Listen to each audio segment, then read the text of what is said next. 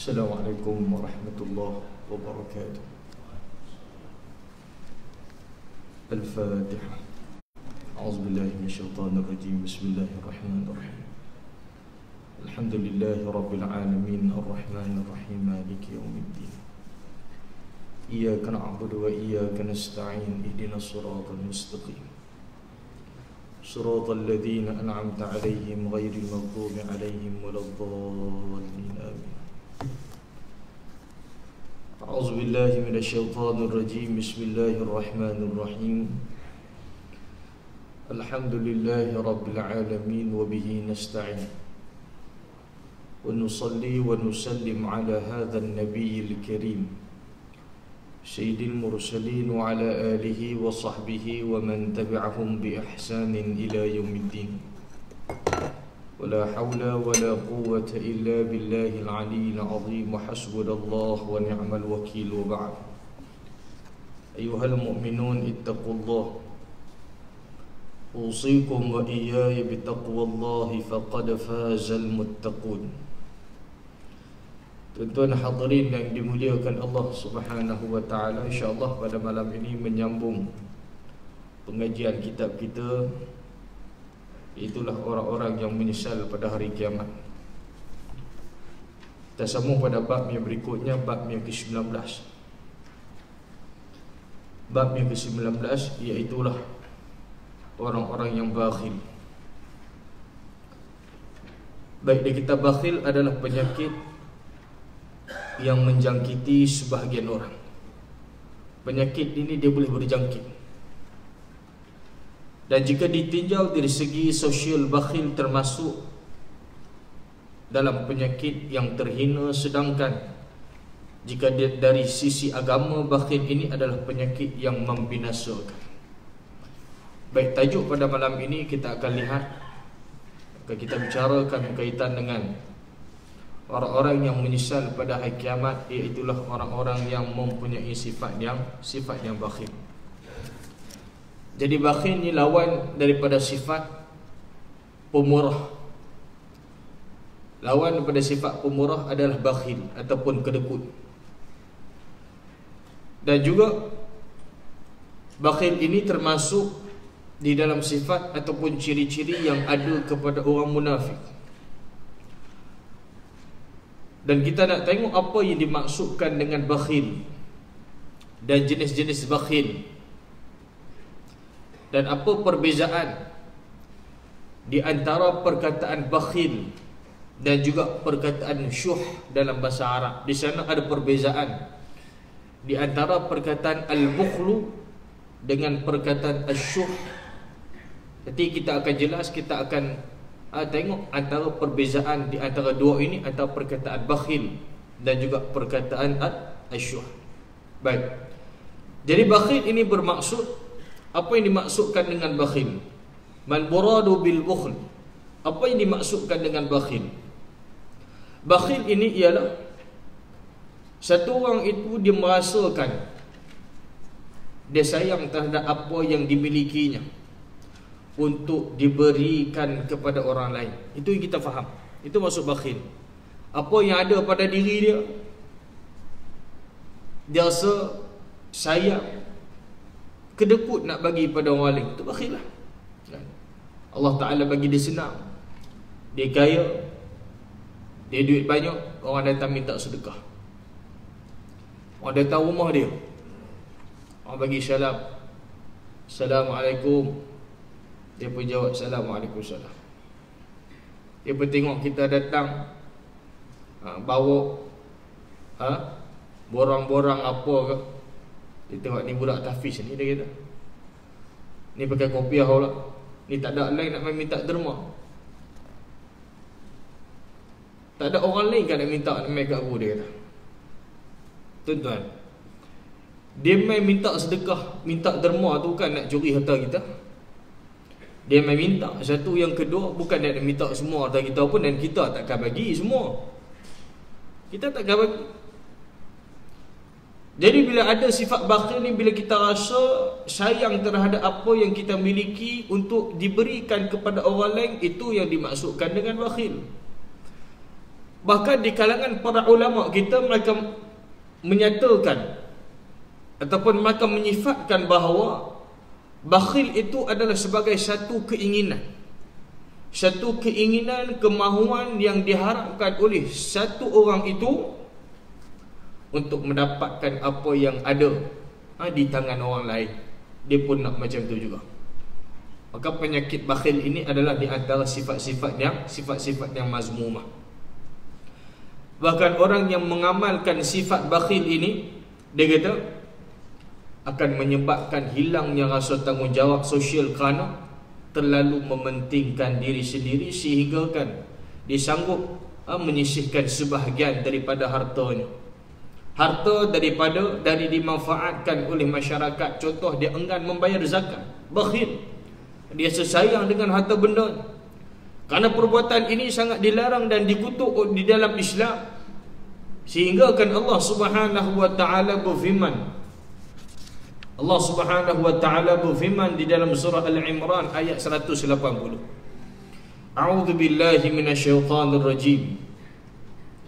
ولا يحسبن الذين يبخلون بما آتاهم الله من فضله هو خيرا لهم بل هو شر لهم سيطوقون ما بخلوا به يوم القيامة. Allah Ta'ala sebut di dalam Al-Quran, dan janganlah sekali-kali orang yang bakhil dengan harta yang diberikan Allah kepada mereka menyangka bahawa kebakhilan itu adalah lebih baik bagi mereka. Tetapi kebakhilan itu, kata Allah, bal huwa syarrul lahum, bahkan kebakhilan itu adalah buruk bagi mereka. Harta yang mereka bakhilkan itu, kata Allah, esok di akhirat akan dikalungkan di lehernya, nanti pada hari kiamat. Dan Nabi sebut dalam satu hadis yang sahih riwayat Imam Muslim, Nabi kata, ittaqu zulma fa inna zulma zulumatun yawmal qiyamah wattaqu syuhha fa innama ahlaka man kana qablakum hamalahum an safaku dima'ahum wastahallu maharimahum atau kama qala Nabi sallallahu alaihi wasallam. Baik, Nabi kata ittaqu zulma, takutlah kamu semua terhadap kezaliman. Kenapa? Fa inna zulma zulumatun yaumal qiyamah, sesungguhnya kezaliman itu merupakan kegelapan di hari kiamat. Di hari kiamat nanti kezaliman itu akan menjadi kegelapan. Zulumat itu maknanya kegelapan. Dan Nabi kata wattaqu syuha, dan takutlah kamu terhadap bakhil. Takutlah kamu terhadap bakhil. Jadi kita sebut tadi bahawa di sana adanya perbezaan dalam bahasa Arab di antara perkataan asyuh dan juga perkataan al-bukhl. Baik, tonton yang dimuliakan Allah Subhanahu wa taala sekalian. Jadi sifat bakhil ini merupakan sifat yang hina, yang mana dia memberikan kesan yang buruk kepada satu orang manusia di dalam kehidupannya dan juga selepas daripada dia mati. Esok bila dia balik ke akhirat akan membawa kesan yang buruk. Kerana bila kita lihat perkataan kalimah asyuh, apa ini makna dengan asyuh? Dia kata asyuh itu makna bakhil, lakin asyuh, dia kata, tetapi perkataan asyuh a'am, lebih umum, wa asyaddu minal bukhl, bahkan lebih teruk daripada bakhil, lebih dahsyat lagi daripada bakhil. Bakhil itu kedekut dah. Asyuh ni lebih kedekut, lebih bakhil daripada perkataan al-bukhlu itu.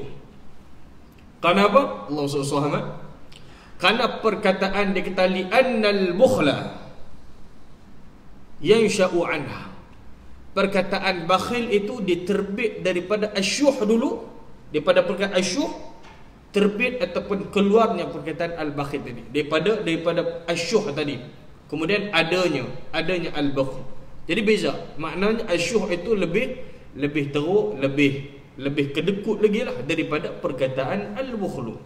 Baik, dan juga di sana adanya jenis-jenis bakhil yang perlu kita tahu bahawa yang pertama disebut sebagai al-bukhlu bil mal, Bakhil dengan sebab harta yang dimiliki, dia jadi bakhil. Dia ada harta banyak, dia kaya tapi dia kedekut. Satu. Dan jenis bakhil yang seterusnya juga disebut sebagai al-bukhlu bil ilmi. Bakhil dengan ilmu. Kita ingat orang ada ilmu ni, alhamdulillah baguslah. Tapi ada orang yang ada ilmu tapi dia bakhil dengan ilmunya. Itu juga termasuk di dalam perkara-perkara yang tercela dan dilarang. Dia ada ilmu tapi dia bakhil untuk menyampaikan ilmu ataupun nak dikongsikan dengan orang lain. Dia kata aku mengaji penat-penat, pergi sambung belajar sampai mana negara, hang senang-senang nak suruh aku ajak dekat hang, dia kata. Aku pecah otak sampai nak luruh rambut, dia kata. Punya susah belajar. Dia kata no, aku tak mau kongsi dengan apa. Pergi belajar sendiri, biar apa reti susah sikit, dia kata. Kedekut ilmu. Orang yang ada ilmu, tugasnya ialah menyampaikan. Bila menyampaikan, dia kena kongsikan ilmu yang dia ada dan dia kena sampaikan kepada orang lain. Tuan-tuan, saya kongsikan dengan tuan-tuan, saya ingat dulu apa yang dipesan oleh guru saya, tuan-tuan, waktu di Syria dulu. Pesan guru saya sebelum saya balik, saya pergi jumpa dia. Guru saya Al-Syekh Abdul Sattar Az-Zu'bi hafizahullah ta'ala, masih hidup.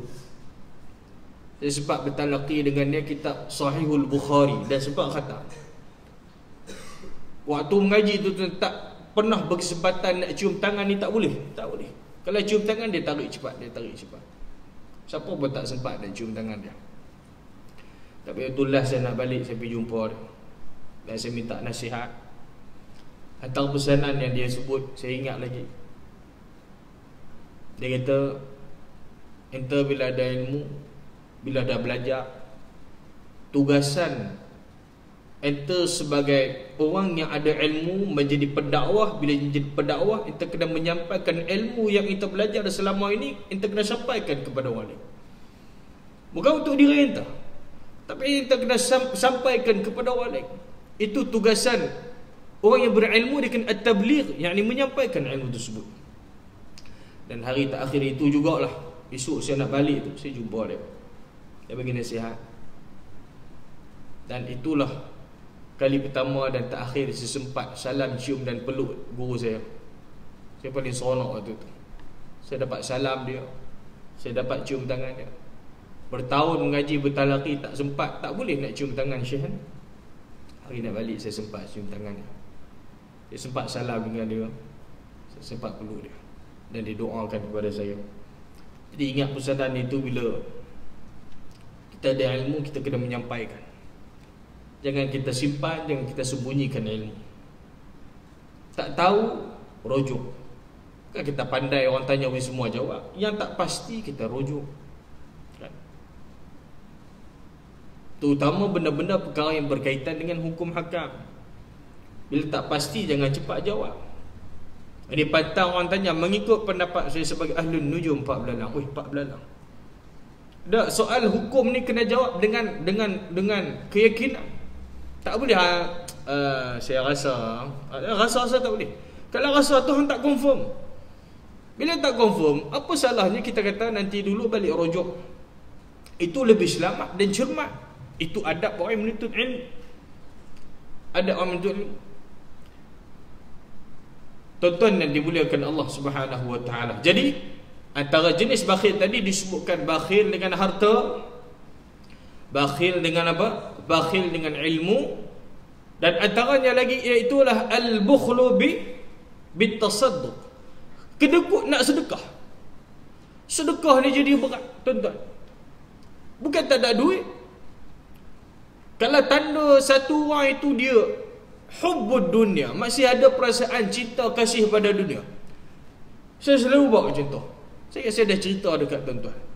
Kita ni kalau nak tahu macam mana kita ni jenis satu orang yang sangat sayang pada dunia, kasih pada dunia, ataupun kita utamakan akhirat. Kita ni jenis orang yang sayang dunia kan sayang akhirat. Kita ni jenis orang yang utamakan dunia ke ataupun utamakan akhirat. Tentu kalau ada orang datang rumah kita, orang datang rumah kita, orang bawa duit, dan dia ni Allah Ta'ala takdirkan dia satu orang kaya, dan alhamdulillah dia pun pemurah, saleh, dan dia niat, dia kata dia keluar daripada rumah, dia nak cari orang pertama yang dia jumpa, dia nak sedekah. Alhamdulillah, dia kata hasil perniagaan dia buat bisnes ni Allah Ta'ala bagi keuntungan pada dia, dia nak sedekah. Dia pun jalan, dia jalan-jalan, dia pergi ke rumah satu orang, dia jumpa satu orang haji ni, pakcik lah. Dia pun bagi salam, Assalamualaikum. Dia kata, pakcik, saya ni niat keluar daripada rumah tadi, saya nak sedekah, dan orang pertama yang saya jumpa adalah pakcik. Saya niat orang pertama yang saya jumpa, saya nak sedekah. Pakcik ni pun bila dengar orang nak sedekah, dan buka mata ni, nak sedekah. Dia tak tanya lagi berapa. Hamba Allah ni pun pergi masuk dalam kereta, ambil beg besar. Beg tadi ada duit. Ni contoh nak bagi faham.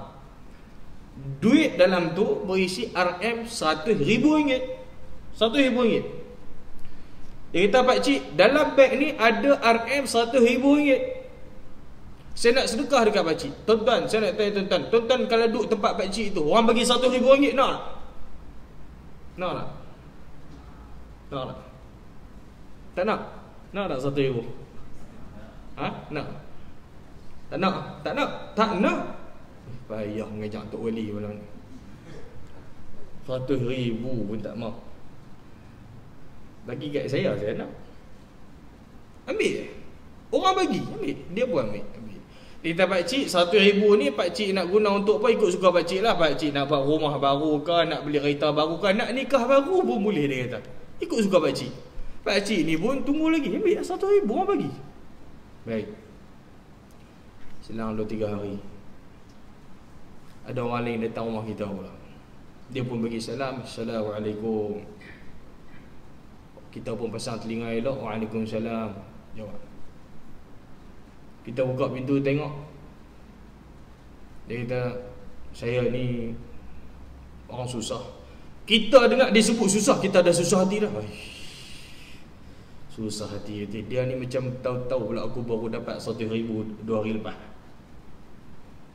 Dia kata, saya ni orang susah, duit tak ada, nak makan anak bini apa semua ni. Dia nak minta sedekah. Tuan-tuan kalau duduk tempat pakcik ni, baru dapat RM100,000 ni, agak-agak boleh bagi tak duit yang kita baru dapat RM100,000, kita nak bagi dekat amal Allah, mai minta sedekah ni, boleh bagi tak? Boleh bagi tak? Tak, jangan kata semua, separuh boleh bagi tak? No, duk plan lah, duk nak pi Maldives, Pulau Maldives. Dia rancang dah nak beli, dia dah rancang dah semua tu. Tiba-tiba ada hamba Allah ni nak main minta sedekah, agak nak boleh bagi tak tuan-tuan? Boleh? Tuan-tuan, kalau kita lah, kita masih rasa sayang dengan harta suara berat dia, aku dah plan dah nak buat macam-macam ni, dengan duit tadi tiba-tiba dah orang minta sedekah, tak boleh bagi lah. Itu makna kita, dunia ni masih adalah hati kita sayang. Kalau dia ni jenis bukan sayang pada dunia, dia boleh lepas, nak ambil semua, tak ada masalah. Dia kata, bukan duit gua pun orang bagi. Betul tak? Tak tuan-tuan, RM100,000 tu, duit tu hak kita cari ke? Duit tu hak kita pulun usaha kita, bukan duit kita pun, tapi orang bagi. Tapi sebab apa tak nak bagi dekat orang? Sebab sayang, cintakan harta, sayang pada harta benda tadi, menyebabkan adanya perasaan bakhil. Itu bakhil tadi. Apa hak kita miliki, kita rasa sayang nak bagi pada orang. Itulah sifat bakhil. Tuan-tuan yang dimuliakan Allah Subhanahu wa ta'ala sekalian. Jadi sebab itulah, Allahumma salli ala sayyidina Muhammad. Nabi kata, wattaqus syuhha fa innama ahlaka man kana qablakum hamalahum an safaku dima'ahum wastahallu maharimahum. Nabi kata, sesungguhnya bakhil itu yang menyebabkan umat-umat sebelum daripada kamu, ia membawa kamu untuk menumpah darah mereka dan menghalalkan perkara-perkara yang diharamkan oleh Allah Subhanahu wa ta'ala kepada mereka. Sifat bakhil ini menghancurkan umat-umat sebelum daripada kamu, Nabi kata. Bahkan kita lihat Nabi sebut dalam hadis yang lain riwayat Ahmad, Nabi kata khaslatani la yajtami'ani fi mu'min al-bukhlu wa su'ul qalb. Nabi kata ada dua benda, dua perkara yang tidak akan terhimpun dalam satu orang diri, satu orang mukmin itu, iaitulah sifat bakhil dan juga wasu'ul khuluq, dan juga buruk pekerti. Ini yang dijelaskan oleh Nabi SAW. Tuan-tuan, Islam tidak melarang umatnya untuk mencari harta kekayaan sebanyak mungkin dengan jalan yang baik dan halal untuk keperluan hidup. Dan Nabi tak larang untuk umatnya mencari kekayaan. Kalau benar kekayaan itu tidak dibenarkan, kenapa ada di kalangan sahabat-sahabat Nabi yang kaya? Abdul Rahman bin Auf, jutawan dalam Islam. Siapa yang tak kenal dengan sahabat yang bernama Abdul Rahman bin Auf dan sahabat-sahabat yang lain yang memiliki harta yang begitu banyak, tapi mereka menggunakan harta kekayaan yang Allah Ta'ala berikan kepada mereka ke arah mendekatkan diri pada Allah, untuk mendapat redha daripada Allah Azza wa Jal. Maka menggunakan harta kekayaan mereka, maka menginfakkan fi sabilillah, membantu perjuangan Islam, membantu Nabi SAW, membantu orang-orang yang memerlukan. Bahkan di kalangan para sahabat, kalau kita lihat di zaman jahiliyah dulu, waktu zaman jahiliyah sebelum masuk Islam, mereka kaya raya, harta yang begitu banyak di kota Mekah. Tiba-tiba mereka buat keputusan untuk berhijrah daripada Mekah ke Madinah. Mereka sanggup meninggalkan segala-galanya, harta benda yang mereka miliki di kota Mekah. Sahabat yang bernama Suhaib ibn Sinan Ar-Rumi radhiyallahu ta'ala anhu, juga satu orang yang memiliki harta yang banyak di kota Mekah.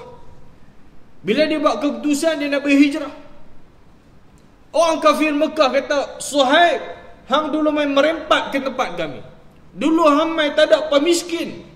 Tiba-tiba hari ni hang nak pergi hijrah, hang nak pergi ke Madinah, nak meninggalkan Allah SWT, tempat yang hang duduk selama ni, nak bawa pergi harta benda. Dia tak pedulikan soal harta benda. Dia kata, hei orang Quraisy, kalau apa nak sangat harta aku, pergi ambil dekat sana. Dia tak sayang. Kerana yang dikejar itu cita-citanya bersama dengan Rasulullah SAW. Maka tinggalkan. Kerana mereka tahu di sana adanya ganjaran yang lebih besar yang dijanjikan oleh Allah Subhanahu wa ta'ala. Baik. Bakhil dengan sebab untuk mengeluarkan sedekah. Dia bakhil, dia tidak mengeluarkan sedekah. Dia jadi kedekut, tak sekalian.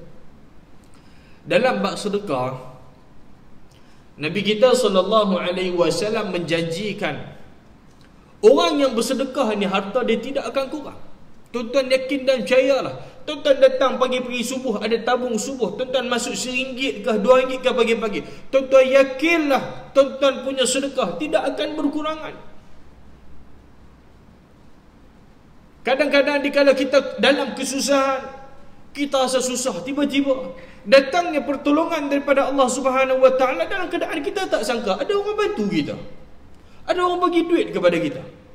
Kita pun lupa, mungkin waktu dulu kita pernah tolong orang yang susah, memerlukan duit, kita tolong dia, kita bagi dia. Rupanya amalan itu Allah Ta'ala pandang, Allah Ta'ala balas atas dunia lagi.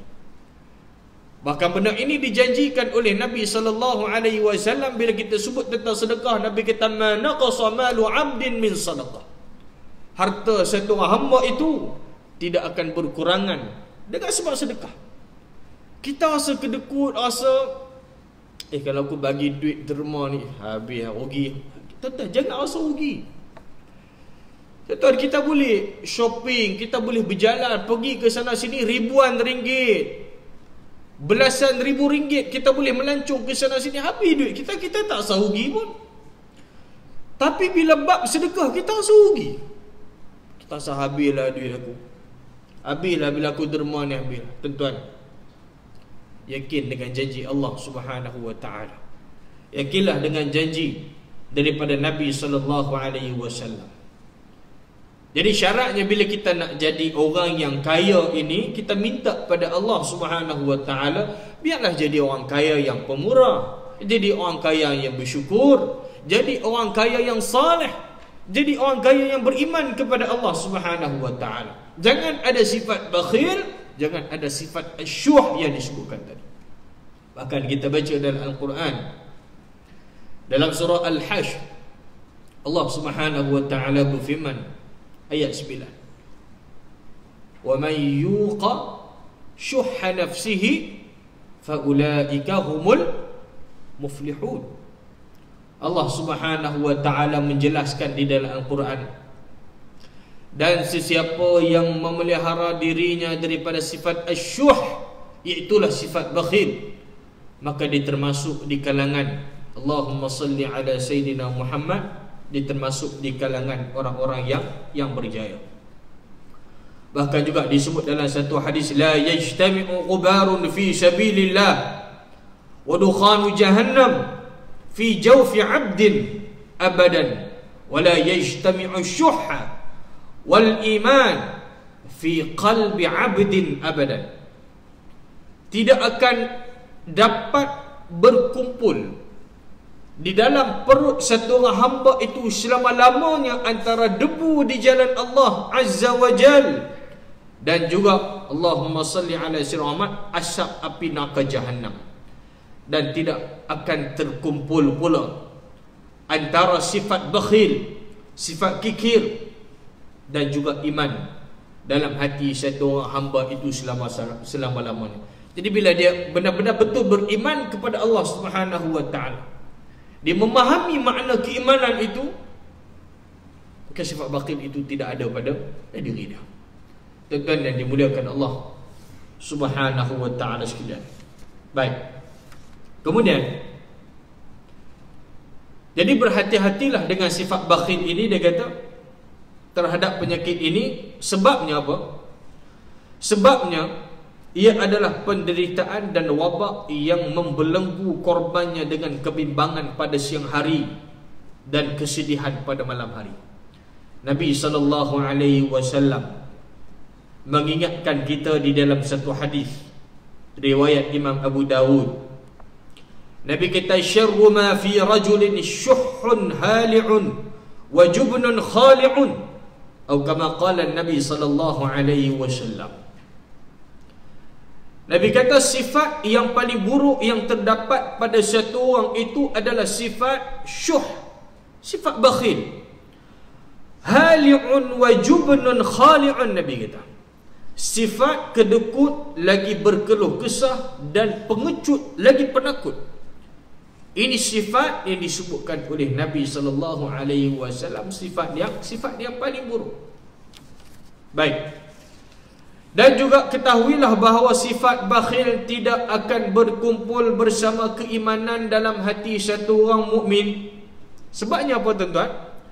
Dia kata sebabnya orang yang beriman itu dia meyakini bahawa kurniaan Allah Subhanahu wa taala tidak pernah habis. Dia yakin apa Allah Taala beri, kalau kata dia sedekah, Allah Taala akan beri lagi. Allah Taala akan beri lagi. Lagi dia beri, Allah Ta'ala akan tambah. Allah Ta'ala akan tambah. Kurniaan Tuhan tidak pernah akan habis. Karena Allah Subhanahu wa Ta'ala Tuhan Ar-Razzaq, Tuhan yang memberi rezeki, kunci bagi segala urusan, baik yang akan diberikan maupun tidak, berada di tangan Allah, di dalam kekuasaan Allah Subhanahu wa Ta'ala.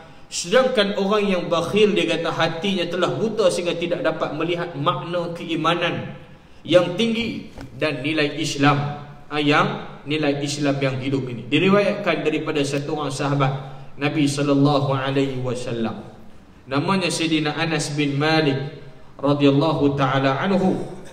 Nabi SAW bersabda, thalathun muhlikatun syuhun muta' wa hawan muttaba'un wa i'jabul mar'i binafsih. Nabi kata ada 3 perkara yang membinasakan.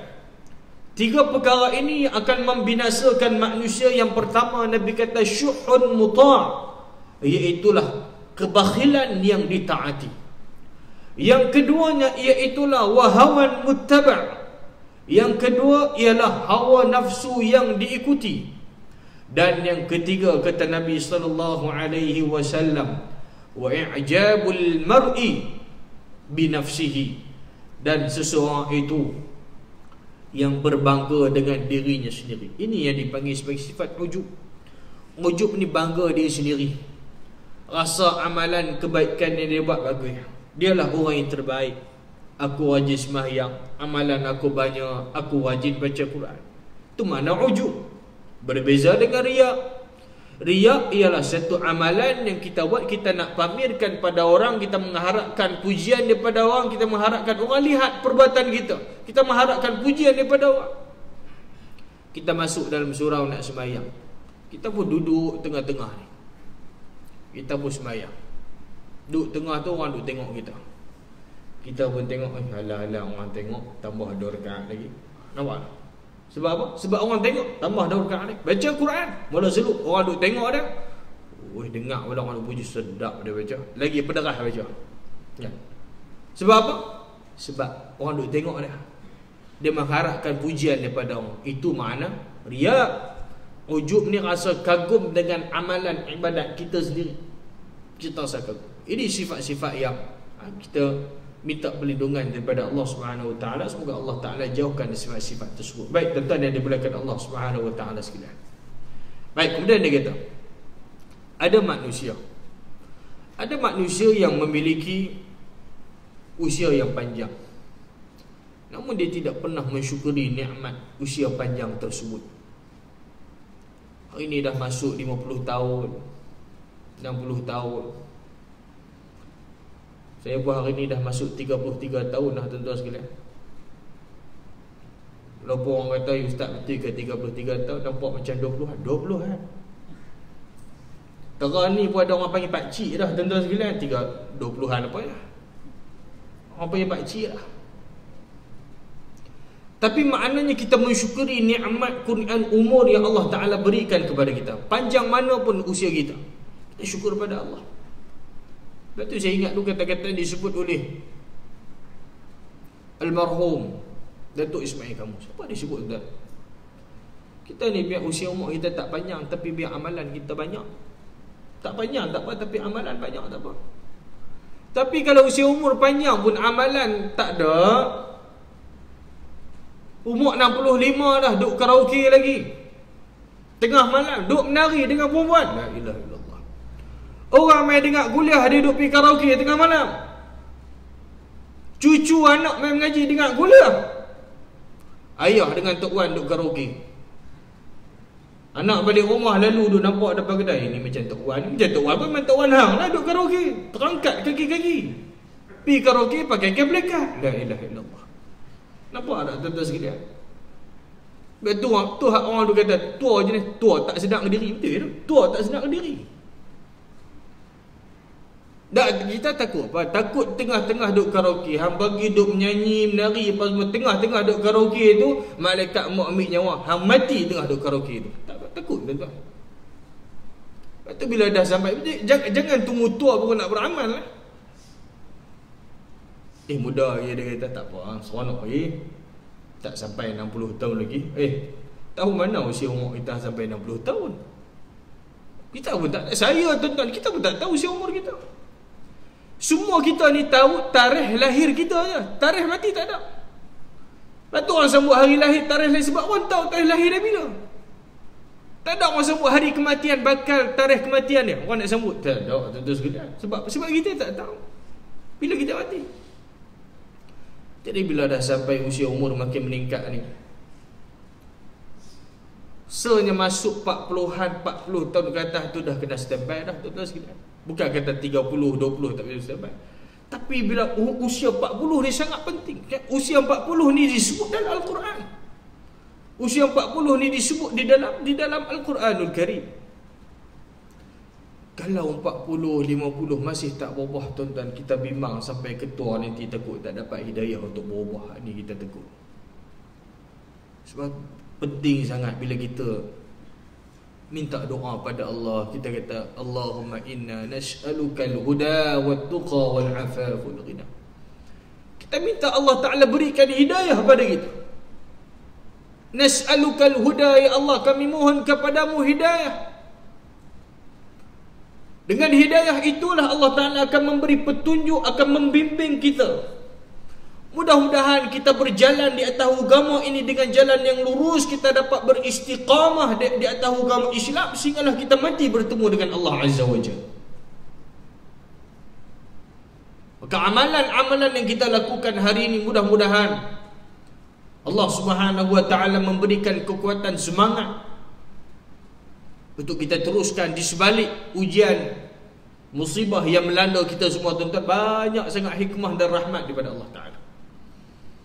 Mungkin sebelum ni jarang datang masjid, Allahu Akbar, jauh dengan masjid, Quran jauh baca, majlis ilmu apatah lagi tak sempat. Keluar pagi balik malam, keluar malam balik pagi. Jadi sampai tak sempat nak datang masjid, kuliah majlis ilmu tak sempat, balik rumah makan nasi terus lenak, esok sambung bangun pergi kerja pula. Keluar pagi sebelum matahari terbit, balik pun malam matahari dah tenggelam dah, tak kenal waktu cerah dekat rumah. Allahumma salli ala sayyidina Muhammad. Sibuk kita dengan dunia. Jadi syukurilah apa yang Allah Ta'ala berikan, usia umur yang dimiliki. Bahkan Allahumma salli ala sayyidina Muhammad, ada orang bila mana dia tidak mensyukuri nikmat tersebut, malah dia mengharamkan nikmat. Dia kata nikmat duniawi yang halal terhadap dirinya sendiri. Ada nikmat-nikmat yang harus, yang halal Allah Ta'ala berikan kepada kita untuk kita gunakan, tapi kita tak gunakan nikmat tersebut. Dan kita ini tak boleh. Benda Allah Ta'ala bagi halal harus untuk kita, kita tak nak buat. Benda yang agama tak bagi, itulah manusia nak buat. Dia jadikan fikiran dia jadi tak tenang, jadi celaru, hidup dia tidak mendapat sakinah, ketenangan di sisi Allah Subhanahu wa Ta'ala. Hati dia kadang, bila hati ni bila dah buta, tuan-tuan sekalian, sehingga tidak dapat membezakan antara yang hak dan juga yang batil. Bahkan dia merasakan keperluan orang yang lemah, Allah sehingga tidak dapat merasakan keperluan orang yang lemah dan tidak mahu membantu orang susah, anak-anak yatim dan sebagainya. Maka dia kata celakalah orang yang tersesat dan tidak mengetahui jalan.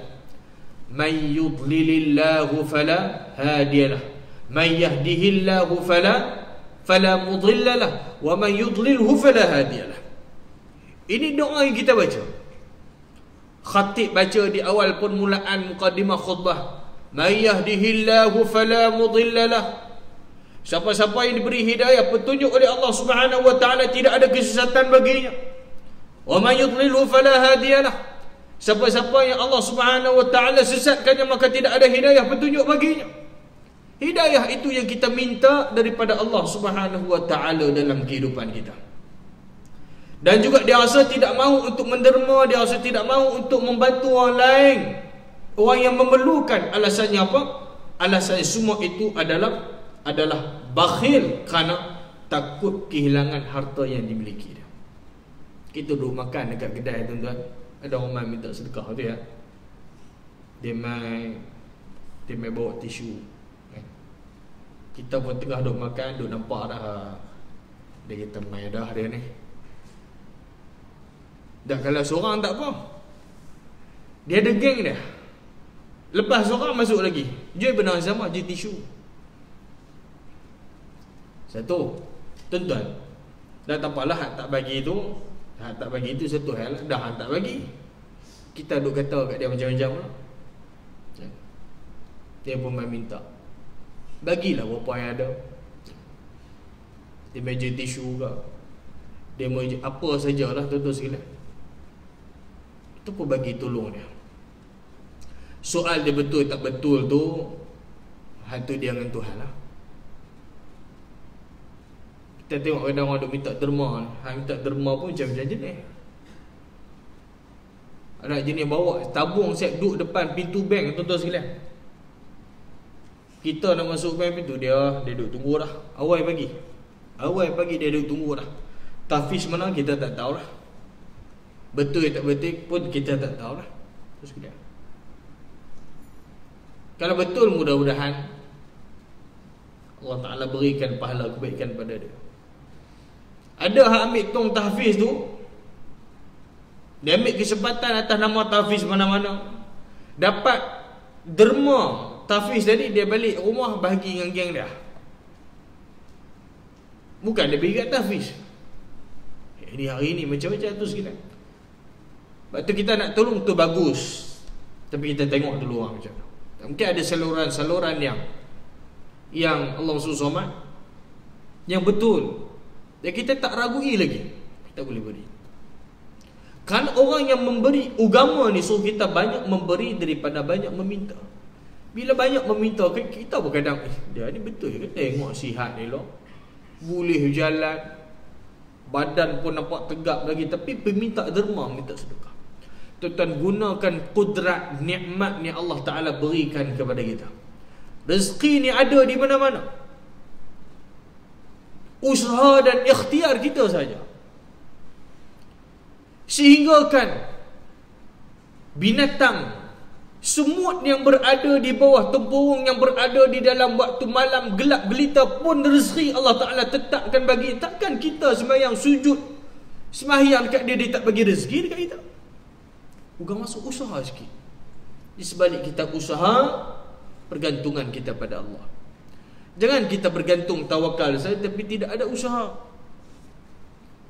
Burung pun cari rezeki. Bila Nabi kata, "Lau annakum tatawakkaluna 'ala Allahi haqqa tawakkulih la razaqakum kama yarzuqu at-tayr taghdu khimasan wa taruhu bitana." Nabi kata, kalau kamu benar-benar bertawakal kepada Allah Subhanahu wa taala, Allah Ta'ala akan memberikan rezeki kepada kamu seperti mana Allah Ta'ala berikan rezeki kepada seekor burung.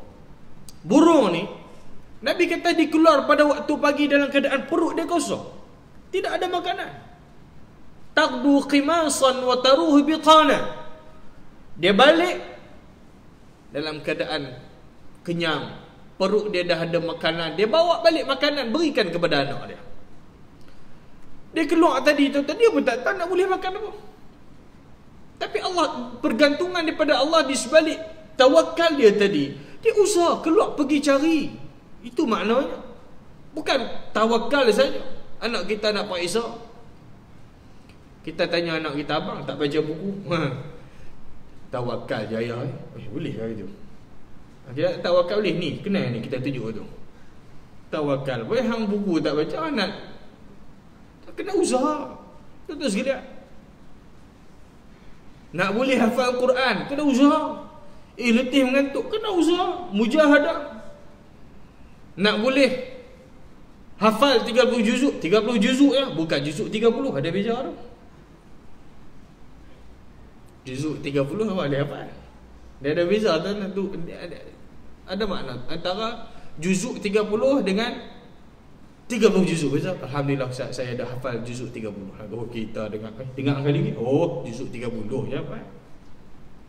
Bila dia kata saya dah hafal 30 juzuk, beza dengan juzuk 30. Itu beza tu. Ini anak-anak tahfiz ni, kan? Jangan juzuk 30 saya tu, kena hafal 30 juzuk. Terbalik tu. Ini mujahadah, penat, susah. Nak hafal Al-Quran susah. Tapi insya-Allah bila ada kesungguhan, sungguh-sungguh nak hafal, Allah Ta'ala akan berikan. Ada orang hafal sekali ingat, sekali tengok ingat. Ustaz, saya 10 kali ulang tak ingat-ingat Ustaz. 20 kali tak ingat juga. Mai sini kita tahu ada ubat dia nak bagi. Sampai 20 kali pun tak ingat. Tapi ingatlah, setiap kali kita ulang, kita rasa susah, kita ulang. Setiap ulangan kita tadi dapat pahala. Hak sekali ulang, sekali lah dapat pahala. Kita cuba lagi tak boleh. Cuba lagi tu silap. Nak dapat Al-Quran. Jadi bila kita dapat menguasai Al-Quran dengan baik, alhamdulillah, pada usia macam ni dah boleh baca Quran dengan bagus. Kita pun ingat balik zaman budak-budak kita dulu, tuan-tuan lah, zaman tuan-tuan dulu. Kita kadang baru kenal Quran ni bila dah mai berusia ni, kadang baru nak mula mengaji, ada baru mula nak baca Fatihah bagi betul ya tuan-tuan sekalian. Pun alhamdulillah Tuhan bagi hidayah dekat dia. Tuhan bagi hidayah dekat dia. Ada satu kesedaran. Ada usaha dia nak perbaiki diri. Sebelum dia mati bertemu dengan Allah Subhanahu wa taala, dia nak perbetulkan bacaan dia. Dia nak perbetulkan sembahyangnya dengan baik. Jadi mudah-mudahan tuan-tuan sekalian, usaha kita atas dunia, terutama dalam kita melakukan amal kebaikan, ingatlah kita akan mendapat ganjaran pahala di sisi Allah Ta'ala. Pahala ni kita tak nampak, tapi itulah wang ringgit kita di akhirat. Kalau kata pahala ni kita nampak macam kita dapat duit gaji kita bulan-bulan, tuan-tuan sekalian, siapa yang datang masjid setiap kali sembahyang, satu sembahyang dapat 5,000. Tuan-tuan, penuh dah masjid. Penuh tuan-tuan. 5,000 sekali sembahyang dapat 5,000. Tu pahala kita lah. Tapi yang ni kita tak nampak. Lu ke akhirat esok ni dapat. Itulah wang ringgit kita di akhirat. Tuan-tuan yang dimuliakan Allah Subhanahu wa taala. Jadi inilah tajuk yang sempat kita bicarakan pada malam ni. Panjang lagi tajuk ni, insya-Allah kita akan sambung pada siri kuliah akan datang. Mudah-mudahan sebanyak apa yang kita kongsikan pada malam ini ada manfaat, ada kebaikan untuk kita semua, dan kita mohon pada Allah Ta'ala, moga-moga Allah Ta'ala jauhkan kita daripada sifat al-bukhl. Allah Ta'ala jauhkan kita daripada sifat asyuh. Mudah-mudahan kita tergolong di kalangan orang-orang yang dermawan, orang-orang yang pemurah, orang-orang yang sentiasa menginginkan berlumba-lumba untuk melakukan kebaikan. Moga-moga Allah Subhanahu wa taala merahmati kita, mengampuni dosa-dosa kita semua, dan memasukkan kita ke dalam syurga-Nya nanti insya-Allah taala. Aktafi bihadzal qadar, cukup sekadar itu saja yang baik daripada Allah Taala. Mohon maaf salah silap kasar bahasa, segala kelemahan dan kekurangan, kejahilan daripada diri saya sendiri. Aqulu qouli hadza wa astaghfirullahal azim li wa lakum. Wassalamualaikum warahmatullahi wabarakatuh. Bismillahirrahmanirrahim. Alhamdulillahirabbil alamin wa bihi nasta'in. Allahumma faqihna fid din wa 'allimna ta'wil wa hdina ila siratikal mustaqim. Allahumma 'allimna ma yanfa'una wanfa'na bima 'allamtana wa zidna 'ilman ya akramal akramin. Wa arina al-haqqa haqqan warzuqna ittiba'ah wa arina al-batila batilan warzuqna ijtinabah. وجعلنا ممن يستمعون القول فيتبعون أحسنه وأدخلنا برحمتك في عبادك الصالحين. ربنا آتنا في الدنيا حسنة وفي الآخرة حسنة وقنا عذاب النار. صلى الله على سيدنا محمد وعلى آله وصحبه وسلم والحمد لله رب العالمين. Kita tangguh dengan kafaratul majlis dan surah Al-Asr.